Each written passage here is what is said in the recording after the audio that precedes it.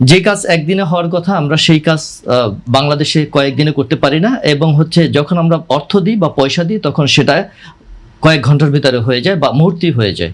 বাংলাদেশের হকার রাজনৈতিক পরিবর্তনের সাথে সাথে, রাজনৈতিক কালচার পরিবর্তনের সাথে সাথে হকার উচ্ছেদ হয়। বাংলাদেশের বাস্তবতায় আমরা যে তেলা মাথায় তেল দিতে পছন্দ করি, এটা আমাদের নৈতিক এবং চারিত্রিক একটা বৈশিষ্ট্য।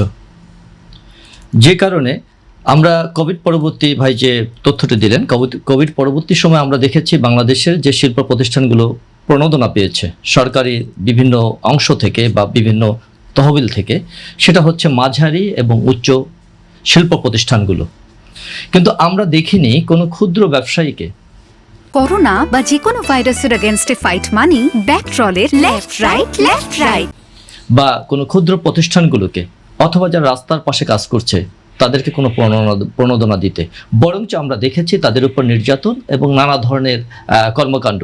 পুলিশ তাদেরকে পিটাচ্ছে, তারা খেতে পারছে না, তারা বসতে পারছে না, এবং তাদের জন্য আসলে এখানে যদি আমি একটু ইন্টারাপ্ট করি, পুলিশ তাদেরকে পেটাচ্ছে, হয়তো আমরা রাস্তার হকারদের কথাই যদি আমরা বলি, তাই না, তারা তো অনৈতিকভাবে রাস্তা দখল করে কাজ করছে বলে তাদেরকে উচ্ছেদ হচ্ছে। আমরা নৈতিকতা এবং অনৈতিকতার প্রশ্ন যদি করি, যে কাজ একদিনে হওয়ার কথা আমরা সেই কাজ বাংলাদেশে কয়েকদিনে করতে পারি না, এবং যখন আমরা অর্থ দিই বা পয়সা দিই তখন সেটা কয়েক ঘন্টার ভিতরে হয়ে যায় বা মুহূর্তেই হয়ে যায়। এই যে নৈতিকতার কথা, আমরা যে বিভিন্ন ধরনের হকার উচ্ছেদের কথা বলছি, বিশ্বের সকল দেশে হকারদের জন্য আলাদা একটা জায়গায় স্থান নির্ধারিত থাকে।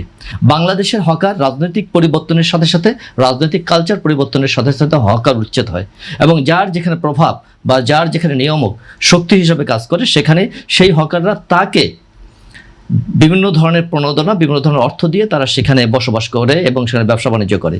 কিন্তু হকার যে উচ্ছেদ করা হচ্ছে, হকাররা আমাদের কর্মসংস্থানের একটা অংশ।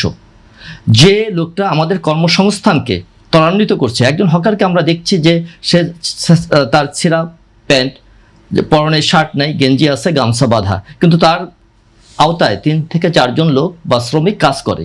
এই যে 4-5 জন শ্রমিকরা কাজ করে, তারা তাদের কর্মসংস্থানটাকে তারা ইনফর্মাল ওয়েতে হলেও তারা কর্মসংস্থান করছে এবং মানুষের দেশের অর্থনীতিতে তারা সহযোগিতা করছে।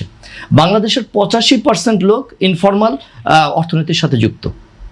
এদেরকে আমরা যে আওতায় নিয়ে আসবো, সেটা বৈধতা বা অবৈধতার বিষয় না, এদেরকে আওতায় নিয়ে আসতে হবে আমাদের মোটিভেশন স্কিলের মাধ্যমে। এখন আমরা যখনই একজন হকারকে উচ্ছেদ করতে যাই, তাকে করি কি, ওখান থেকে সমূলে পিটাই বিনাশ করি, এবং তার যে ক্ষুদ্র যে ব্যবসা, তার পুঁজি, তার যে শ্রম, তার সাথে যে আরও 5-7 জন লোক কাজ করে, তাদেরকে আমরা হটাইয়ে দিই। দেওয়ার পরে কয়েকদিন পরে আবার রাজনৈতিক সমঝোতা অথবা আপনার প্রশাসনিক সহযোগিতা এবং সমঝোতার মাধ্যমে আবার দেখা যাচ্ছে অন্য একটা গ্রুপ ওখানে পুনর্বাসিত হচ্ছে।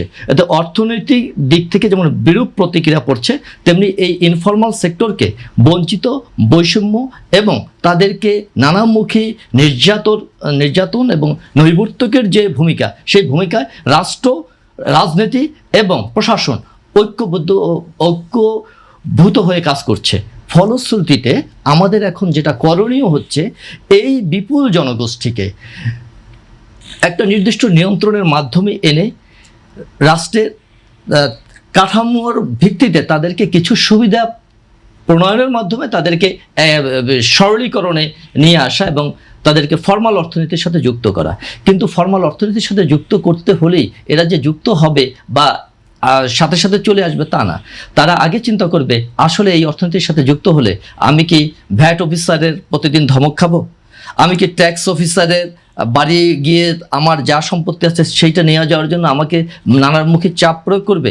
আমাকে কি ট্যাক্স যে টিন দিচ্ছে বা আমাকে যে ট্রেড লাইসেন্স দিচ্ছে, সেই কর্তৃপক্ষ আমাকে এসে আছে কি নাই এটা না দেখি আমাকে কি এখান থেকে অপসারণ করবে? এই যে নানামুখী আমাদের যে তৎপরতা প্রশাসনে, সেই যে এবং রাজনীতির যে একটা স্থির লক্ষ্য, দেশের এই জনগোষ্ঠীকে আমরা কিভাবে নিয়ে আসব, তাদেরকে কোন প্রক্রিয়া নিয়ে আসলে তারা কি কি প্রণোদনা পাবে, তাদের কি কি উপকার হবে, তারা সমাজের কাছ থেকে কি কি পাবে, রাষ্ট্রের কাছ থেকে কি কি সহযোগিতা পাবে, এই জিনিসগুলো যদি আমরা গুছিয়ে না করতে পারি, শুধুমাত্র তাদেরকে ধমক দেখাই, তাদেরকে এই লাইসেন্সের আওতায় নিয়ে আসতে চাই, তাহলে আমাদের এই ফর্মাল প্রক্রিয়াকে, ইনফর্মাল প্রক্রিয়াকে ফর্মাল প্রক্রিয়ার মধ্যে আনা সম্ভব হবে না। না আনা সম্ভব হলে কি হয়, যে একজন ব্যবসায়ীর তার ব্যবসা আছে, তার লাভ আসতেছে, তার কর্মচারী আছে, কিন্তু সরকার কোনো রেভিনিউ পাচ্ছে না। এই রেভিনিউকে আনতে হলে আমাদেরকে ফর্মাল এই যে ইনফর্মাল অর্থনীতিকে বাজেটের মধ্যে অন্তর্ভুক্ত করতে হবে। কিন্তু এবার আমরা কি দেখেছি, মাত্র 500 কোটি টাকার স্টার্ট আপ তরুণ উদ্যোক্তাদের জন্য স্টার্ট আপ বাজেটে অন্তর্ভুক্ত করেছে। এত বড় একটা বিশাল বাজেটে সেখানে তরুণ উদ্যোক্তাদের জন্য কিছু অংশ, সেই তরুণ উদ্যোক্তারা কী প্রক্রিয়ায় এই সরকারি তহবিলটা পাবে এবং সেই প্রক্রিয়ায় কোন কোন অংশে কিভাবে সেটা বিতরণ করবে, কোন কোন বিতরণকারী কর্তৃপক্ষ এটা প্রদান করবে, এ সম্পর্কে কোনো সঠিক দিক ও নির্দেশনা নেই।